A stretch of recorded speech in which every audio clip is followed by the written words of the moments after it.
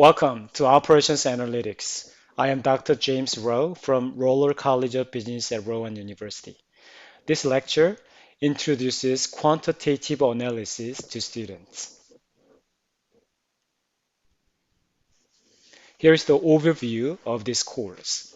As I explained before, we will cover 9 chapters, and first 2 modules will discuss linear programming, and module 3, 4, and 5 will discuss predictive analytics, and module 6 and 7 is quality management and inventory control, which are pertaining to descriptive analytics. The learning objectives of this lecture is first, understand the significance of operations analytics. Second, describe the use of modeling in quantitative analytics. Third, recognize possible problems in using quantitative analysis. The agenda in this lecture is introduction and significance of operations analytics, quantitative analysis approach, and use of quantitative analysis, and conclusion. Introduction. What do these companies have in common? Taco Bell,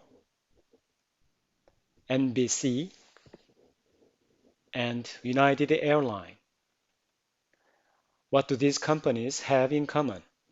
Think about it. The common thing is that they are all using operations analytics actively and saving costs from their operations. Taco Bell saved over $150 million using forecasting and employee scheduling models. NBC Television increased revenues by over $200 million by using quantitative analysis to develop better sales plans for advertisers. United Airlines saved over $40 million every year using quantitative analysis models to quickly recover from weather delays and other disruptions. Operations analytics is everywhere from manufacturing to service companies.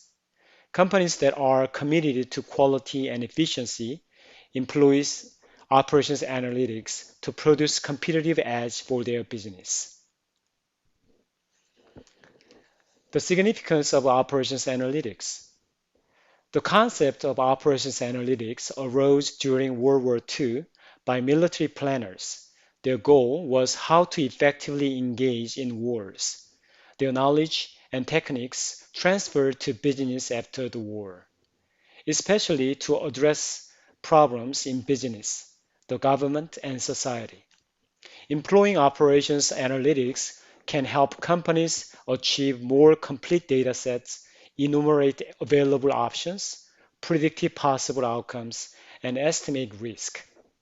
Additionally, operations analytics can be tailored to specific business processes or use cases to determine which techniques are most appropriate to solve the problem. So, what is the significance of operations analytics? First of all, it can be used to describe and represent reality. Of course, the models have many assumptions but are helpful to describe and understand the current or past conditions. Second of all, operations analytics can tell business about critical factors influencing the circumstance. There are myriads of factors influencing a business. Screening what is vital can help business to focus their resources on what matters to them the most. Also, business may mistake a factor for a critical area. Operations analytics can help to understand that it may not be the truly influential factor. The third reason is that sometimes only the model itself can help us to process a large amount of complex data. Corporations like the Costco has 571 stores in the United States alone. The number of products are astronomical. Operations analytics can process the data and find meaningful insights and communicate them with the stakeholders involved in the business. The areas of applications of operations analytics include but not limited to scheduling and time management, network optimization, routing optimization, and risk management. Quantitative modeling can be difficult, but it carries many benefits to the business. Here is a process to walk through when applying operations analytics to real life. There are 7 steps to consider: defining the problem, developing a model, acquiring input data, developing a solution, testing the solution, analyzing the result, implementing the result. When you test a solution, you may find that the model is not really making sense. Then you have to go back to developing a model that reflects the reality better. Or when you come to analyzing the result, you may find that something is not right. Then you may want to go back to developing a model and see if the assumptions and variables and parameters are reflecting the problems and readjust it and go through this process again. So let's discuss these steps more in details in next slide. First, defining the problem. Defining the problem, in this stage, one should develop a clear and concise statement of the problem to provide direction and meaning. This may be the most important and difficult step because the rest could be methodological. Define the reality and the problem right, and taking it into the right model is essential for the success of quantitative modeling. Therefore, one should go beyond the symptoms and identify the true cause of the problem in this stage. If the definition is done wrong, then the whole effort coming after this definition stage is going to be nothing, coming to nothing. Also, it is desirable to concentrate on only a few of the problems after careful consideration rather than thinking everything in at once. Second, developing a model. This is a second step. When developing, models are realistic, solvable, and understandable, and it has to have accurate mathematical representations of a situation. Models generally contain variables and parameters.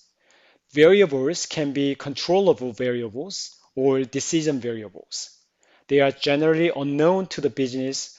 An example is how many items should be ordered for inventory. Parameters are known quantities that are a part of the model. It is determined after plugging in the inputs data in. An example is what is the cost of placing an order? In this case, the input data must be plugged in to find the cost of placing an order. The third step is acquiring input data. Data collection can be very challenging. Without measuring, management cannot be done effectively. When collecting data, input data must be accurate. There is garbage in and garbage out rule.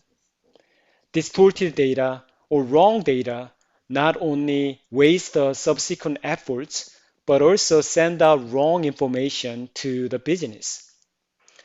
Therefore, we got to be really careful in collecting the data. It is also important to consider to acquire data from a variety of sources: company reports, documents, employee interviews, and direct measurement. Various data sources give a comprehensive picture of a problem for a business. The fourth step is developing a solution. The model is being tested by the data, and you will be able to develop a solution. The model might result in optimal solutions, but it may not be feasible for the business. Given the limitations and constraints of a business facing, one has to find the solution. Common techniques are solving the model, continual adjustment, and complete enumeration. Fifth step is testing the solution. Both input data and the model should be tested for accuracy and completeness before analysis and implementation. Double check whether your solution is really feasible and done right. So you want to test it multiple times. New data, for example, can be collected to verify the model and see if the model produces similar result or consistent result. Results should be logical, consistent, and represent the real situation. Sixth step is analyzing the result. Implementing result often requires change in an organization. After finding the solution, one has to determine the implications of the solution. The impact of actions or changes need to be studied deeply and understood before implementation. Sensitivity analysis could be implemented at this stage to determine how much the result will change if model or input data changes, so that we can have different scenarios. The last step is implementation. Once completing the analysis of the solution, it should be implemented. Implementation can be very difficult. People may be resistant to changes.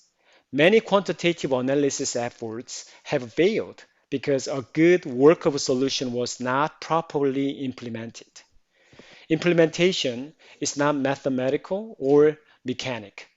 It has to consider organizational behaviors, incentives, and structural changes. An example is that people fear that solution will reduce management's decision-making power or expose previous intuitive decisions. Or for some reason, people may not be committed to the solution. They are emotionally too involved in it. These things need to be communicated and considered when implementing a solution. These 7 steps: defining problem, developing a model, then acquiring input data, developing a solution, testing the solution, analyzing the result, and lastly, implementing the solution. This is the quantitative analysis approach.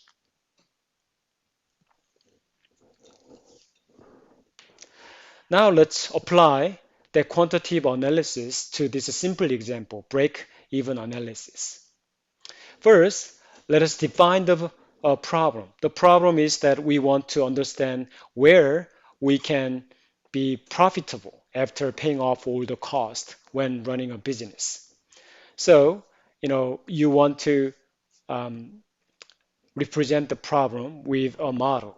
And the model in this case is profit equals revenue minus expenses. That's the model that you are coming up with. We need to define the income. For example, it is represented by revenue in this case. And also we need to define expenses, in this case, subtracting expenses from the revenue. The second step is we have to develop a model further. If we put it into an equation like this, we need to think about what these revenues and expenses are. Revenue is defined as selling price per unit times number, and expenses can be further classified into fixed cost and variable cost. Then we can translate this model into an equation as done here. Profit equals S, which is the selling price, times the number of units that you sold, minus the expenses, which consists of fixed price plus variable cost times number of items you sold.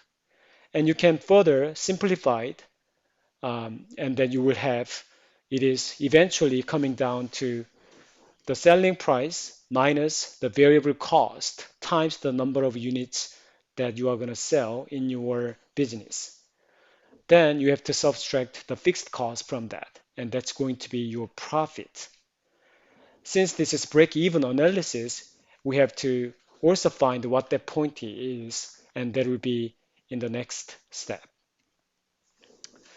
So let's apply this formula to a specific situation. Purchase precious time pieces. This company buys, sells, and repairs old clocks, and rebuilt springs sell for $8 per unit. And fixed cost is $1,000, and variable cost per unit is $3 per unit.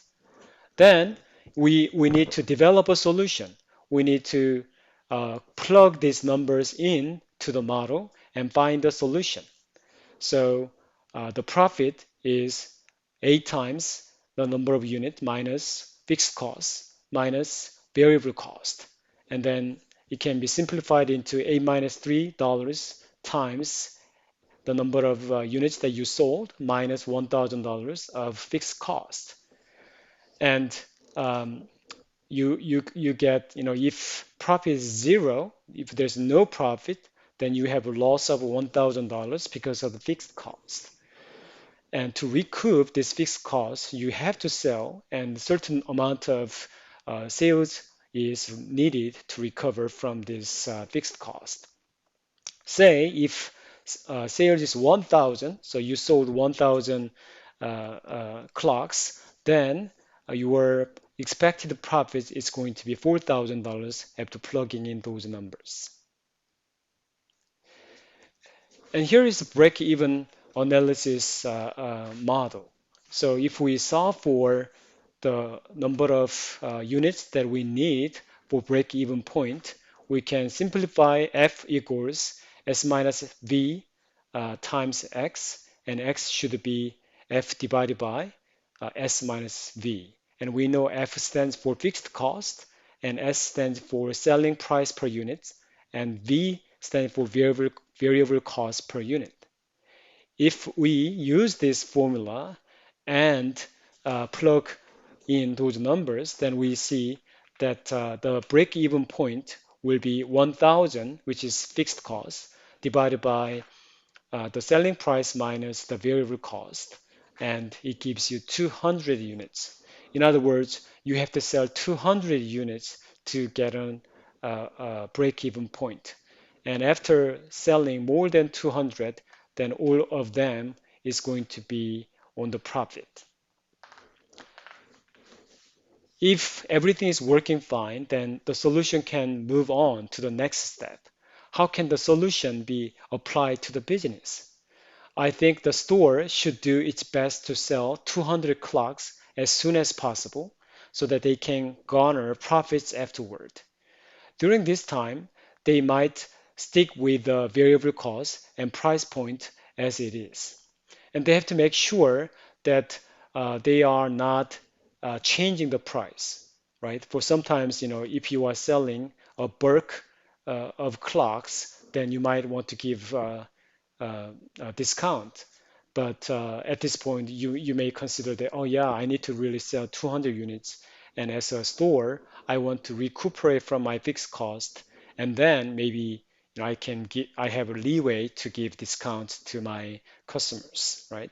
So that can be done. Or, you can do more efforts to lower your variable costs. Say, your supply or parts cost is $3, but you may want to purchase um, in bulk so that you may decrease it to $2.50, and that will save you some costs. So based on this break-even analysis, you can think of other variables such as variable cost or sales price, and try to uh, get more profits out of that.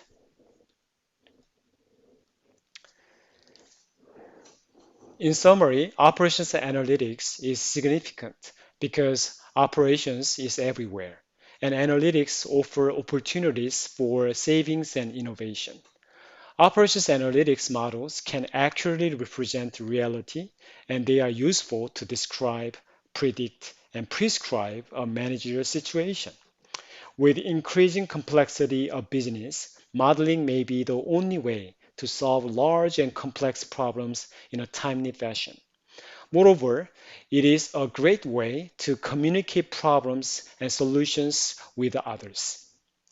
We also saw the 7 steps to model a situation and find a solution for it, defining the problem and translating it into a simple and yet intuitive models is most important step to take in this process. Thank you.